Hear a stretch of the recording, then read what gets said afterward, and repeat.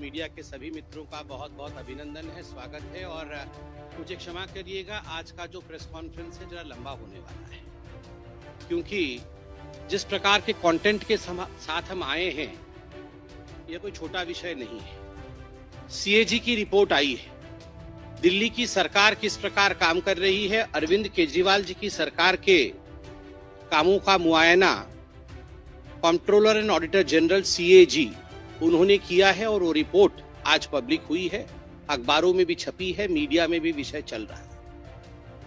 और याद रखिए, जब मैं सीएजी का रिपोर्ट कहता हूं तो उन दिनों को याद करिए, 2012-13, उस समय यही अरविंद केजरीवाल जी थे जो रोज शाम को सीएजी का रिपोर्ट लेकर बैठते थे और इस पर प्रेस कॉन्फ्रेंस करके सीएजी के रिपोर्ट पर ही इनकी पहली सरकार शीला दीक्षित के खिलाफ, कांग्रेस पार्टी के खिलाफ दिल्ली में बनी थी। तो स्वाभाविक रूप से सीएजी कितना महत्वपूर्ण है और उसके रिपोर्ट का क्या महत्व है, वो अरविंद केजरीवाल जी समझते होंगे, ऐसा मेरा मानना है। सबसे पहले तो अनेकों विषयों पर सीएजी ने फोकस किया है, मगर सबसे महत्वपूर्ण विषय शीश महल है, उनका खुद का घर है। जो लोग कहते थे कुछ नहीं लेंगे, सरकारी बंगला नहीं लेंगे, घर नहीं लेंगे, गाड़ी नहीं लेंगे, किस प्रकार से दोनों हाथों से उन्होंने बटोरा है, किस प्रकार से करप्शन किया है, उसका काला चिट्ठा सीएजी के रिपोर्ट में आता है।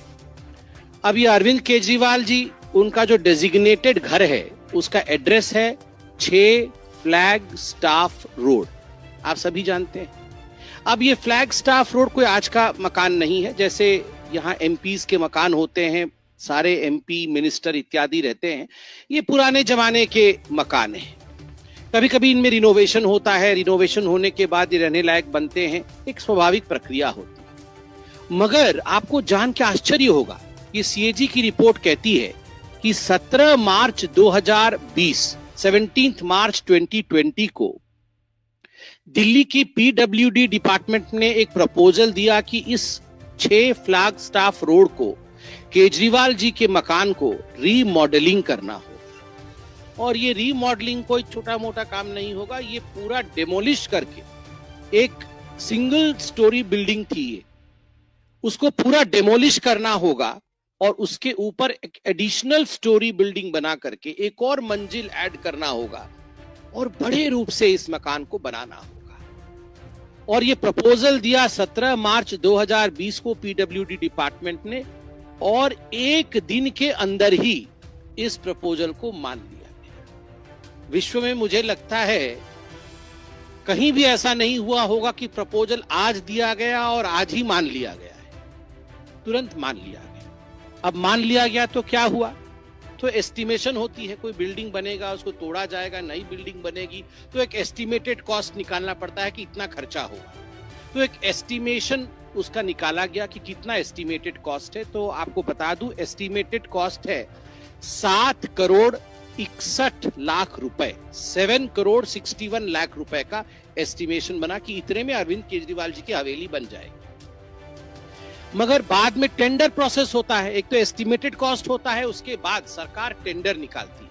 तो टेंडर निकाला गया तो टेंडर का कॉस्ट 8 करोड़ 62 लाख रुपए का निकला। मतलब एस्टिमेटेड कॉस्ट 7 करोड़ का हुआ और जब टेंडर निकला तो वो 8 करोड़ 62 लाख का निकाला गया। उसी में ही पहले में ही घोटाला हो गया। एस्टिमेशन आपने किया और टेंडर निकाला 8 करोड़ 62 लाख रुपए, मतलब 13.21% टेंडर कॉस्ट आपने ऊपर रखा, जो एस्टीमेट आपने खुद किया था। अब उसके बाद अप्रैल 2022 में ये काम कंप्लीट हुआ। जो काम 2020 में प्रपोज हुआ था वो 2 साल के बाद 2022 में कंप्लीट हुआ। मतलब जब कोरोना का प्रकोप चल रहा था उस समय सारे लोग व्यस्त होके दिल्ली सरकार में ये काम कर रहे थे कि कैसे ये शीश महल तैयार हो। तो शीश महल तैयार हो गया। अब फाइनल पेमेंट कितना दिया गया, मैंने आपको कहा 7 करोड़ एस्टिमेशन, वो 62 लाख 61 लाख हम पॉइंट वाला छोड़ देते हैं, 7 करोड़ एस्टिमेशन, 8 करोड़ का टेंडर हुआ और उसके बाद जो पेमेंट दी गई 2022 में वो है 33 करोड़ 66 लाख 66 लाख 33 करोड़ 66 लाख 33 करोड़ 66 लाख रुपीस। कहां 7 लाख का एस्टीमेट, 7 करोड़ का एस्टीमेट, और कहां 33 करोड़ दिया गया है।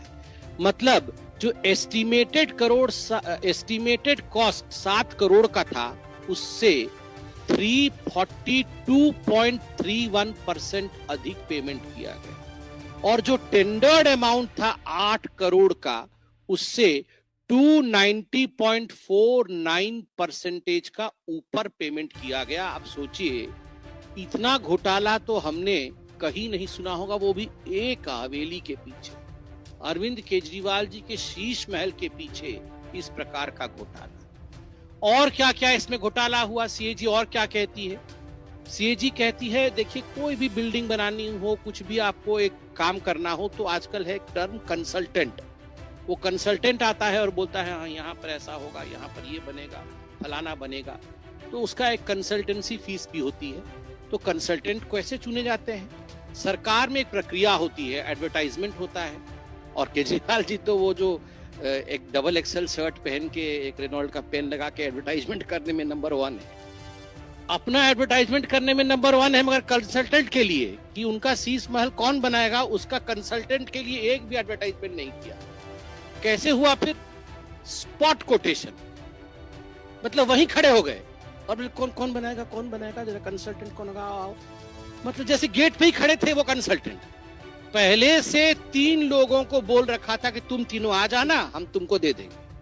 तो 3 कंसल्टेंट आ गए, और 3 कंसल्टेंट में से सीएजी लिखती है, without any specifications, without any basis of selection, consultant उसी दिन चुन लिए जाते हैं। मतलब आज कंसल्टेंसी की रिक्वायरमेंट है, कोई एडवर्टाइजमेंट नहीं, कुछ भी नहीं, आज ही कंसल्टेंट चुन लिए। अब कंसल्टेंट भी आ गए। उसके बाद देखिए, repeated revision of preliminary estimate. अब कोई भी घर बनता है, मकान बनता है, रोड बनता है, कुछ भी बनता है, तो एक प्रिलिमिनरी एस्टीमेट होता है कि हाँ ये जो है, ये ग्लास का ढकने वाला सामान है, ये कितने का आएगा, ये 20 रुपए का या 25 रुपए का आएगा। अब उसमें क्या हुआ, ये 20-25 रुपए का, चलिए ये 20 का 25 हो सकता है, 25 का 30 हो सकता है, अब 30 का 200 रुपए तो नहीं हो सकता ना। तो ये रिपीटेड एस्टीमेट, हर तीसरे चौथे दिन इनका एस्टीमेट बदलता गया, जो इन्होंने एस्टीमेट दिया था। और उसके पीछे सीएजी कहती है, no justification for payment to the consultants and PWD increased buildup area. सबसे पहले तो एस्टीमेट होता है कि घर का हम कितने एरिया में घर बनाएंगे। हम सब जानते हैं कि इतने स्क्वायर मीटर में हम घर बनाएंगे, कि इतने स्क्वायर फुट में हम घर बनाएंगे। तो पहले एस्टीमेट हुआ था, प्रिलिमिनरी एस्टीमेट हुआ था कि बिल्डअप एरिया रहेगा 1397 स्क्वायर फुट का। 1397 स्क्वायर फुट में हम बिल्डअप एरिया रखेंगे। इसी के आधार पर सारा टेंडर इत्यादि हो गया, और रातों रात एक दिन बदल दिया उन्हें बदल करके कर दिया कि 1905 स्क्वायर फीट, मतलब 36% बढ़ा दिया एस्टीमेट कि 1905 स्क्वायर फीट में। क्योंकि अब शहंशाह क्या रहेंगे 1300 स्क्वायर मीटर में, शहंशाह के थोड़ा बड़ा होना चाहिए। तो उन्होंने कहा कि 1900 स्क्वायर फीट में केजरीवाल जी अब रहेंगे, और ये अपने आप ही कर दिया, कोई एडवर्टाइजमेंट नहीं, कुछ परमिशन नहीं, अपने आप ही 1905 स्क्वायर फीट कर दिया। उसके बाद इन्होंने जो एप्लीकेबल स्पेसिफिकेशंस होता है, हर चीज का एक स्पेसिफिकेशन होता है कि टूटी होगा तो इस प्रकार का होगा, उसके डोर नॉब्स होंगे तो इस प्रकार के होंगे, टोटो तो बाद में, टॉयलेट होगा तो इस प्रकार का होगा, इस सब की स्पेसिफिकेशन होती है। इस सब स्पेसिफिकेशन का इन्होंने अल्टरेशन किया, सबको बाद में बदला, बाद में पहले कुछ और लिखा, बाद में उसमें ऐड कर दिया और स्पेसिफिकेशन को बदल दिया, जिससे कि पीडब्ल्यूडी को अपने प्रिलिमिनरी एस्टीमेट को 4 बार बदलना पड़ा, 4 बार बदलना पड़ा। और एक जगह तो ऐसे हुआ, देखिए पेमेंट कैसे होता है, आपको ये खरीदना है तो पहले आप एस्टीमेट बनाएंगे, एस्टीमेट बनाने के बाद अप्रूवल आएगा कि हाँ हम ये खरीदेंगे, फिर आप जाके मार्केट में ये खरीद के लेके आएंगे, 25% का ये खरीद के आप लेके आएंगे। मगर पहले मैं खरीद के ले आऊंगा 300 रुपए का, और पेमेंट बाद में होगी कि ठीक है 300 का खरीद दिया, दे दो। सीएजी यहां पर कहती है कि यहां पर एडमिनिस्ट्रेटिव अप्रूवल और एक्सपेंडिचर सैंक्शन कि आप खर्चा करिए, एडमिनिस्ट्रेटिव अप्रूवल है, ये 9.34 करोड़ रुपए का काम होने के 2 महीने बाद मिला। काम हो गया, जो चीज बाजार से खरीदना था, बल्कि नहीं खरीदना था, वो हायर क्वालिटी चीज खरीद के लगा दी गई केजरीवाल जी के टेस्ट के मुताबिक, और उसके 2 महीने के बाद एडमिनिस्ट्रेटिव अप्रूवल आया, हाँ ठीक खरीदाया और एक्सपेंडिचर आप कर सकते थे। अरे पहले एक्सपेंडिचर अप्रूवल होता है, पहले एडमिनिस्ट्रेटिव अप्रूवल होती है, उसके बाद वो खरीदी जाती है। मगर मनमानी तरीके से भ्रष्टाचार के रूप में यहां काम अरविंद केजरीवाल जी ने किया। अब सीएजी टेंडरिंग प्रोसेस के ऊपर क्वेश्चन उठाती है। Arbitrary shortlisting of the bidder, arbitrary अपने मन मुताबिक बिडर का इन्होंने शॉर्ट लिस्टिंग किया। Not restoring to open tender, open tender process को दरकिनार किया, जिसके कारण गवर्नमेंट कॉम्पिटिटिव रेट से वंचित रही। अब कंपटीशन होगा तो मैं बोलूंगा मैं 10 करोड़ में बनाऊंगा, तो ये आके बोलेंगे नहीं मैं 7 करोड़ में बना दूंगा, तो आप आके बोलेंगे मैं 5 करोड़ में बना दूंगा, तो सरकार 5 करोड़ रुपए में जो बना देगा उसी काम को तो उसको देगी। मगर यहां पर कॉम्पिटिटिव बिडिंग हुआ ही नहीं, इन्होंने कॉम्पिटिटिव बिडिंग किए बगैर, ओपन टेंडर किए बगैर इन्होंने किसी को टेंडर दे दिया, जिसके कारण 25 करोड़ 80 लाख रुपए एक्स्ट्रा पेमेंट करने पड़े। 25 करोड़ 80 लाख रुपए ये सीएजी कह रही है। आप सोच के देखिए, out of total agreement items the quantities amounting to 4.3 crore were executed in excess. बहुत सारे आइटम इन एक्सेस एग्जीक्यूट हुए। कहा गया था कि आपको ये खरीदना है, मगर आपने उससे अधिक रेट में खरीदा। जैसे ये आइटम्स में एनेक्सर में है, कौन कौन से आइटम है, कुछ उदाहरण देता हूं। फर्स्ट एग्रीमेंट किसके लिए हुआ था? एग्रीमेंट हुआ था फर्स्ट क्लास टीक और बर्मा टीक, ये लकड़ी लगेंगे। सोचिए, ये आम आदमी पार्टी वाले, फर्स्ट क्लास टीक और बर्मा टीक, और उसका सब्स्टिट्यूट हो गया सुपीरियर क्वालिटी बर्मा टीक, मतलब फर्स्ट क्लास के ऊपर और एक सुपीरियर क्वालिटी है। तो एक्स्ट्रा खर्चा कितना हुआ? 5,12,729 रुपीज एक्स्ट्रा खर्चा हो गया। अब डोर हैंडल, एग्रीमेंट किसका हुआ था? ब्रास लेवल हैंडल, ब्रास का लीवर हैंडल लगेगा। अब उसके बदले में इन्होंने ब्रास के बदले में स्टेनलेस स्टील हैंडल किया, जिसके कारण 5,40,000 करोड़ रुपए, 40,000 का एक्स्ट्रा खर्चा हुआ।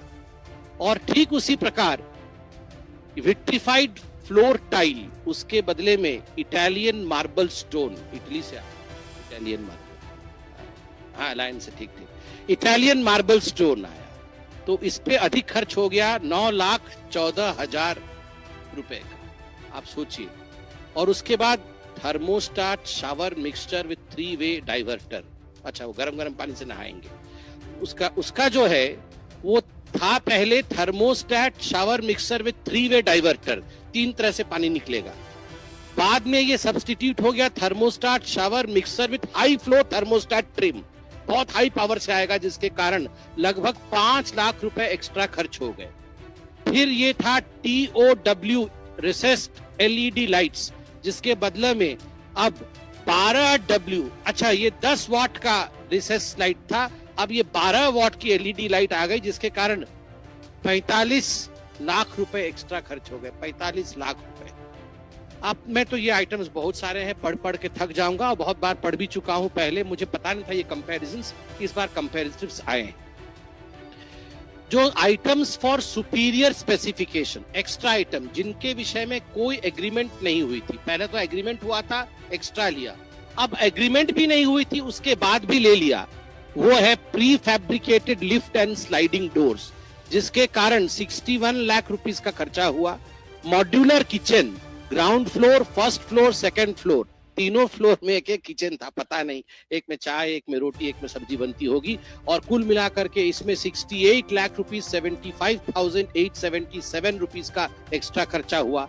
Vanity, master bedroom plus family lounge, powder room, middle room, guest room plus study room plus bedroom, इस पे लगभग 1 करोड़ से अधिक का एक्स्ट्रा खर्चा हो गया। अब ये बहुत सारी ऐसी चीजें हैं, मैं वो पर्दा कितने का है वो सब बता चुका हूं, बताना नहीं चाहता हूं। ये एक्स्ट्रा खर्चा हुआ है, मगर आज तो मुझे बड़ा आश्चर्य हुआ। मुझे तो, आपको भी हो रहा होगा, मैं तो बता दूं, where the money was spent, the cost including installation charges are some of the most expensive items at the residence. सबसे एक्सपेंसिव आइटम तो टीवी कंसोल है। मतलब हमेशा एडवर्टाइजमेंट में रहना है तो टीवी पे ही होगा। टीवी कंसोल पे 20,34,200 रुपीज कंसोल पे, टीवी पे नहीं, केवल कंसोल लगाने पे 20 लाख रुपए। मिनी बार, घर में एक मिनी बार था, मुझे तो समझ में नहीं आ रहा है मिनी बार कैसे हो सकता है। मिनी बार 4,80,000 रुपए से अधिक खर्चा हुआ है मिनी बार। अब स्वाभाविक है, एक्साइज घोटाला किया तो मिनी बार तो होगा ही। ये व्यक्तिगत विषय है, घर में कौन बार रखता है नहीं रखता है, इस पे मुझे कमेंट नहीं करना है, मगर मिनी बार सरकारी खर्चे पर, यह चिंता का विषय है।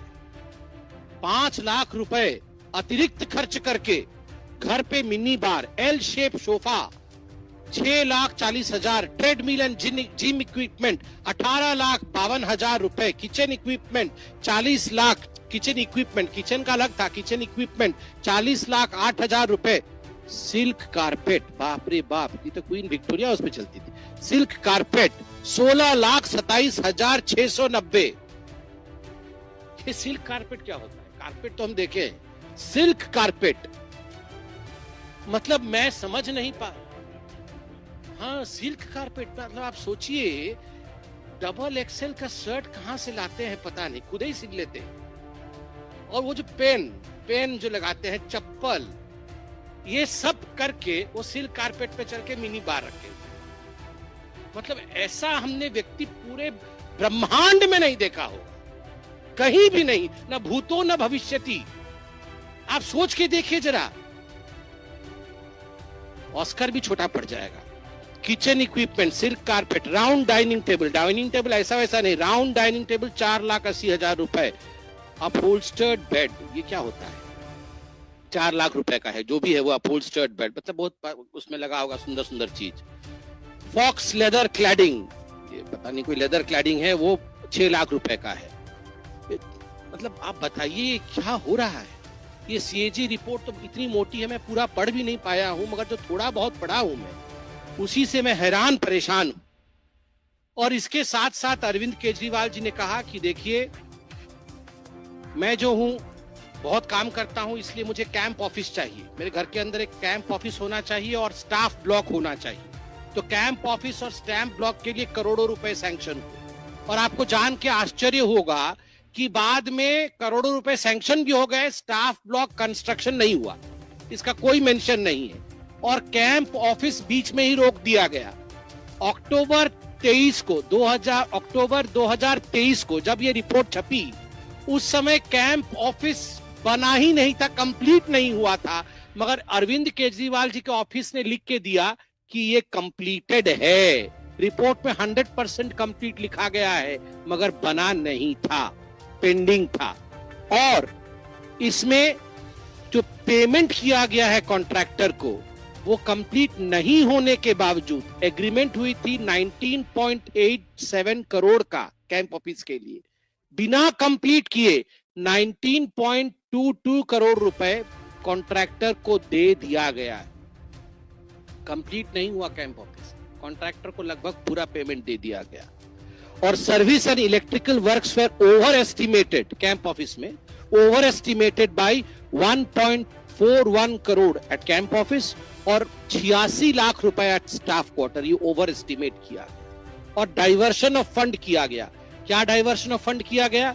अरविंद केजरीवाल जी ने 2 करोड़ का सैनिटरी आइटम, फर्नीचर और जिम अपने घर में लगा लिया और लिख दिया कि ये 2 करोड़ रुपए, 1.87 करोड़ टू बी स्पेसिफिक, जो सीएजी ने लिखा है, ये 1.87 करोड़ रुपए कैंप ऑफिस में खर्च हुए हैं और स्टाफ ऑफिस में खर्च हुए हैं।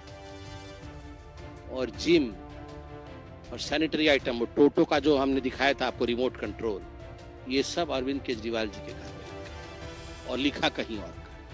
अरविंद केजरीवाल जी ने कहा मुझे 8 सर्वेंट क्वार्टर चाहिए, क्योंकि मैं बहुत काम करता हूं, तो कोई पैर दबाने वाला, कोई हाथ दबाने वाला, बाकी गला तो वो दबा देते हैं हम लोग का, बाकी उनका पैर हाथ दबाने वाला कोई चाहिए। तो सर्वेंट क्वार्टर 8 चाहिए, तो 8 सर्वेंट क्वार्टर के लिए उन्होंने 33 शामनाथ मार्ग में अलॉटमेंट करवाया, मगर इस सारे का खर्चा 6 फ्लैग स्टाफ मार्क अपने घर में लगवाया। अलॉटमेंट पैसे का किसी और जगह के लिए हो रहा है, मगर पैसा जुड़ा हुआ है उनके घर के अंदर का, और इसका जो एक्स्ट्रा वर्क है ये सब पैसा डाइवर्ट उन्होंने अपने घर में कराया 8 सर्वेंट क्वार्टर। ठीक उसी प्रकार अंत में सीएजी कहती है कि डिविएशन इन एग्रीमेंट क्वांटिटीज, बहुत सारे ऐसे आइटम थे जिनमें डिविएशन होने के कारण लगभग 10 करोड़ रुपए एक्स्ट्रा पेमेंट करने पड़े। ये सारा विषय आप जानते हैं, ये मोटा मोटी एक सीएजी का एनेक्सर है। मुझे लगता है आप सभी जानते होंगे, मगर उनके घर में जो बिल्डअप एरिया मैंने बताया 1905 स्क्वायर मीटर का था, जो कि लगभग 21,000 स्क्वायर फीट होता है। हम सब दिल्ली में रहते हैं तो हमको मालूम होना चाहिए, 21,000 स्क्वायर फीट बिल्डअप एरिया में केजरीवाल साहब रहते थे। 8 बेडरूम थे, 8 1 2 3 4 5 6 7 8 बेडरूम थे, 3 मीटिंग रूम थे, किचन 2 थे बड़े बड़े, एक तो ऊपर भी था, और ड्राइंग रूम 2 थे, 12 टॉयलेट्स, एक फूल 2 माली, यहाँ 12 टॉयलेट्स, डाइनिंग रूम 1, टॉयलेट्स और टोटो आपको याद है, sofa set 14, table 28, chair 31, bed 3, mattress 3, curtains 12, wooden blind 6, carpets 4, flower vase dining table, ये सब एक एक फ्लोर का है। ऐसे 3 फ्लोरों का यहाँ पर विस्तार से चर्चा किया गया है, और सारे विषय Bose ceiling speaker in all areas including kitchen, toilet, washing area and gym. मतलब बोस के सीलिंग, बोस के स्पीकर कितने महंगे होते हैं आपको पता है, टॉयलेट में भी बोस के स्पीकर लगे हुए थे, मतलब कहीं भी छूट ना जाए, म्यूजिक चलता रहे, इसलिए हर जगह लगा हुआ था। लार्ज शैंडलियर, मतलब ये जो बड़े बड़े झूमर होते हैं वो 12 थे, 12 में पूरा नहीं पढ़ रहा हूँ, एक आध मैंने अंडरलाइन किया हुआ, ऐसे बहुत सारे हैं, आप सभी जानते हैं। अब केवल इतना ही नहीं कहा है, मैं अभी आपको खुलासा करूंगा सीएजी ने और क्या कहा है। ये एडवर्टाइजमेंट बाबा के लिए, ये अरविंद केजरीवाल का नाम एडवर्टाइजमेंट बाबा है आज। आप देखिए सीएजी ने यहाँ टेबुलेशन करके दिखाया है कि कौन सा प्रोग्राम है, उस प्रोग्राम में कौन सा डिपार्टमेंट इन्वॉल्व है, उसके बाद उसका एडवर्टाइजमेंट कब से कब हुआ, एडवर्टाइजमेंट में कितना खर्चा हुआ, और उस प्रोग्राम में कितना खर्चा हुआ। मैं आपको पढ़ के 3 प्रोग्राम का नाम सुनाता हूं। एक प्रोग्राम था इनका business blaster, entrepreneurship mindset curriculum program, ये एजुकेशन डिपार्टमेंट का था, बच्चों का बिजनेस ब्लास्टर, इनके मन को कैसे परिवर्तित कर दे ताकि इनका मन एकदम एंटरप्रेन्योरियल हो जाए, ये बिजनेस करने लगे और बहुत डेवलप कर जाएंगे। तो इसके कारण इन्होंने खर्चा किया 54 करोड़ रुपया, 54 करोड़ रुपए इन्होंने खर्च किए, ब्रेन डेवलपमेंट होगा और बिजनेस ब्लास्टर के लिए। और एडवर्टाइजमेंट कितने का किया, 80 करोड़ रुपए का एडवर्टाइजमेंट किया। 54 करोड़ रुपया प्रोग्राम में खर्चा और एडवर्टाइजमेंट 80 करोड़ का। तो सीओजी ने कहा है expenditure on advertisement campaign was 1.5 times the expenditure on education department that it incurred on distribution of the seed money. No information on the final outcome of the program, that is business ideas selected for developing business models. No outcome, मगर 80 करोड़ खर्च कर दिए। दूसरा programme देश के mentor, बच्चे देश के मेंटर बनेंगे, तो एजुकेशन डिपार्टमेंट का है। 9 अक्टूबर 2021 से 26 अक्टूबर 2021 तक इन्होंने एडवर्टाइजमेंट किया। प्रोग्राम में कितना खर्चा हुआ, देश के मेंटर में सरकार ने कितना लगाया, अरविंद केजरीवाल जी ने 1.90 करोड़, लगभग 1 करोड़ 90 लाख रुपए लगाए। और एडवर्टाइजमेंट में कितना खर्चा हुआ, 27.90 करोड़। 1 करोड़ का प्रोग्राम, 28 करोड़ का एडवर्टाइजमेंट। सीएजी कहती है expenditure on advertisement campaign was more than 13 times the expenditure on education department, 13 गुना अधिक। और तीसरा प्रोग्राम है, ये तो बहुत फेमस प्रोग्राम है, जिसके बारे में अरविंद केजरीवाल कैसा कैसा भाषण देते थे। क्रॉप रेसिड्यू, पराली मैनेजमेंट, बोलते थे ना एकदम पराली का मैं ऐसा ब्रिक बनाऊंगा और मैं एक बार आ जाऊंगा तो कहीं पराली नहीं जलेगी, सब एकदम बढ़िया हो जाएगा, चंगा हो जाएगा। तो क्रॉप रेसिड्यू पराली मैनेजमेंट ये डेवलपमेंट डिपार्टमेंट के अंडर में आता था। 2020 से 22 तक इन्होंने एडवर्टाइजमेंट दिया। कुल मिलाकर के इस प्रोग्राम में खर्चा किया केजरीवाल जी ने 77 लाख रुपया, 77 लाख रुपया खर्च किया। और एडवर्टाइजमेंट कितने का किया? 24 करोड़ रुपए का एडवर्टाइजमेंट 24 करोड़ रुपया का। और प्रोग्राम का वैल्यू है 77 lakh, 77 lakh. Expenditure on advertisement campaign was 31 times the expenditure of 77 lakh on development department incurred during 2020 to 2022 on procurement and spray of biodecomposer and allied materials. ये CAG कहती है। इस प्रकार बहुत सारे प्रोग्राम हैं, मैं इस डिटेल्स में नहीं जा रहा हूं, जिसमें केवल एडवर्टाइजमेंट के लिए अरविंद केजरीवाल जी ने 31 गुना, 13 गुना, 10 गुना अधिक खर्च किया कार्यक्रमों से। अपने मकान पे खर्च और अपने दुकान को बचाने के लिए खर्च, जनता के लिए कोई खर्च नहीं। यही अरविंद केजरीवाल जी की पार्टी की हकीकत है। दिल्ली की जनता देख रही है, सुन रही है। इसका जवाब दिल्ली की जनता चुनावों में जरूर देगी। धन्यवाद।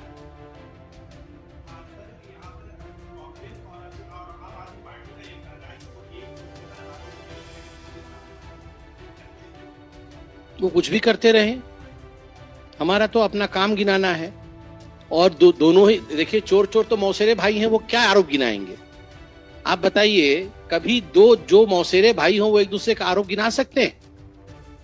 ये जो अरविंद केजरीवाल 13 लोगों का लिस्ट लेके घूमते थे, उसमें सबसे नंबर 1 पे उन्होंने मनमोहन सिंह जी को रखा हुआ था कि सबसे करप्ट मनमोहन सिंह जी के नीचे सोनिया गांधी, 3rd नंबर पे लालू प्रसाद यादव, 4th नंबर पे आप याद करिए इन्हीं के नेता थे कांग्रेस पार्टी के। तो अब ये क्या आरोप खेलेंगे?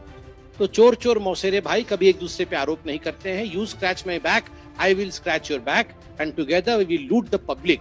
This is the sentiment of Aam Aadmi Party and Congress. Neeraj Pandey.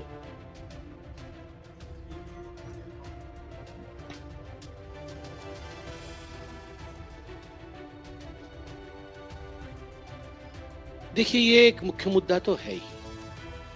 CAG का रिपोर्ट कोई साधारण रिपोर्ट नहीं होता है। CAG का रिपोर्ट किसने भ्रष्टाचार किया, किसने सरकारी पैसे के साथ खिलवाड़ किया, किसने जनता के विश्वास को तोड़ा है, उसके आधार पर होता है। और सबसे बड़ा विषय है कि ये वो लोग हैं जो CAG के रिपोर्ट के आधार पर जो सरकार पे आए, जिन्होंने इसी प्रकार के रिपोर्ट को कोट करके इन्होंने अपना सरकार बनाया था। आज CAG की रिपोर्ट किस प्रकार से अरविंद केजरीवाल वह व्यक्ति है जो एक टूटे वैगनार में आते थे, जिनके सारे लोग ऑटो रिक्शा में आके कहते थे कि हमारे पास कुछ नहीं है, हम केवल देश के लिए काम करने के लिए मंत्री बन रहे हैं, और इस प्रकार का शीश महल बनाया, उसमें घोटाला किया, एक्साइज घोटाला किया, जेल में गए। तो स्वाभाविक रूप से यह एक मुख्य मुद्दा है और दिल्ली की जनता है भाई, ये सब समझती है, सब जानती है। अब देखिएगा, शीश महल के बाहर भीड़ लग रही है, जनता जा के बाहर से देखने की कोशिश कर रही है कि आखिरकार शहंशाह रहते कहां थे। कमलेश सिंह।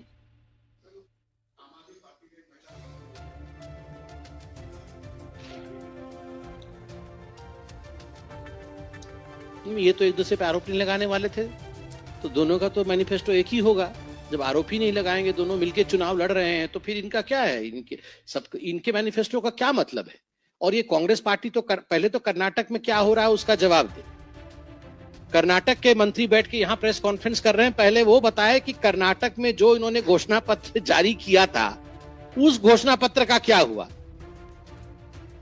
हिमांशु, टाइम्स नव भारत।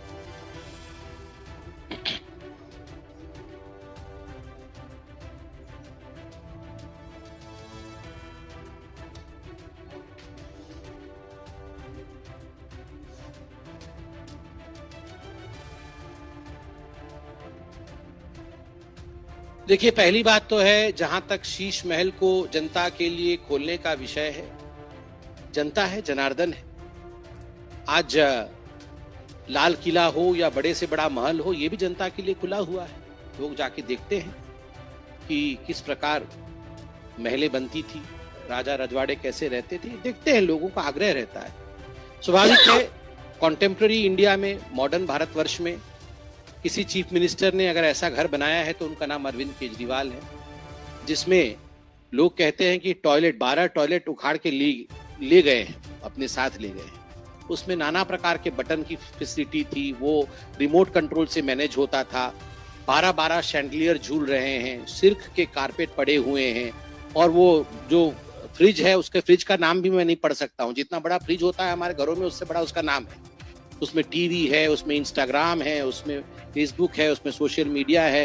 फ्रिज के बाहर से पता चल जाता है कि फ्रिज में अंदर में क्या क्या रखा हुआ है, क्या टेम्परेचर है।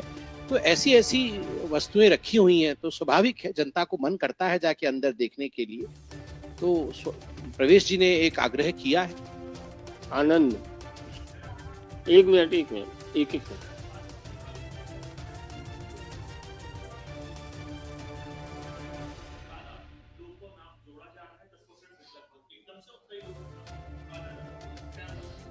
देखिए, ये जो आम आदमी पार्टी बार बार प्रेस कॉन्फ्रेंस करके कह रही है कि नई दिल्ली विधानसभा में स्कैम हो रहा है और वोटर लिस्ट से नाम काट दिए गए हैं, नाम जोड़ दिए गए हैं।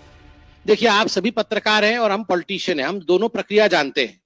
ये नाम जुड़ता कैसे है, नाम कटता कैसे है। एक BLO होता है, block level officer, booth level officer, जो कि हर बूथ पे वो सरकारी अपॉइंटी होता है इलेक्शन कमीशन की तरफ से। एक BLA होता है, बूथ लेवल एजेंट, जो हर पॉलिटिकल पार्टी अपॉइंट करती है। आप बीजेपी के हैं, आप एक लिस्ट बना के जाएंगे कि ये जो फलाने व्यक्ति पहले यहां रहते थे, उनका देहांत हो गया है, इनका नाम काट दीजिए। फलाने व्यक्ति यहां रहते थे, वो अब बेंगलुरु शिफ्ट हो गए हैं, इनका नाम काट दीजिए। अब फलाने व्यक्ति यहां आ गए हैं, इनका नाम जोड़ दीजिए। कांग्रेस वाले भी अपना लिस्ट लेके जाते हैं, आम आदमी पार्टी के BLA भी अपना लिस्ट लेके जाते हैं। ये सारे BLA और BLO बैठ करके तब जाके सूची तय होता है कि फाइनली नाम कटेगा कि नाम जुड़ेगा। हमारे BLA तो काम कर रहे थे, इनके BLA कहां थे? शीश महल में मिनी बार में बैठे हुए थे या टोटो पे? बताइए, कहां थे इनके BLA? अगर इनके BLA उसी समय बोलना था ना उनके BLO को, उनके BLA उसी समय आवाज उठाते कि नाम काट दिया, ये नाम तो नहीं कटना चाहिए था, अरे नाम जोड़ दिया, ये नाम तो गलत तरीके से जोड़ रहे हैं। उस समय क्यों चुपचाप बैठे हुए थे जब ये प्रक्रिया चल रही थी? हमारे BLA काम कर रहे थे, इनके BLA काम क्यों नहीं कर रहे थे? कहां थे इनके BLA? मैं आज अरविंद केजरीवाल जी से ये सवाल पूछना चाहता हूं। अनीता जी,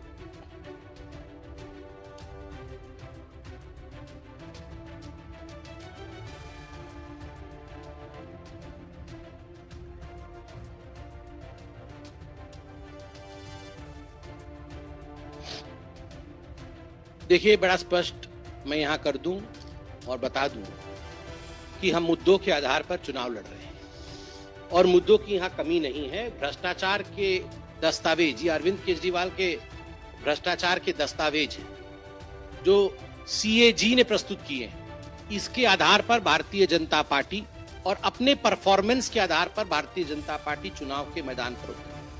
और कोई भी पॉलिटिकल नेता हो, हमारे विपक्ष के भी पॉलिटिकल नेता हो और हमारे भी पॉलिटिकल नेता हो, सबके माता पिता को प्रणाम है। वो चुनावी मैदान में नहीं है, भारतीय जनता पार्टी उनसे चुनाव नहीं लड़ रही है और हम सबका सम्मान करते हैं। बहुत बहुत धन्यवाद।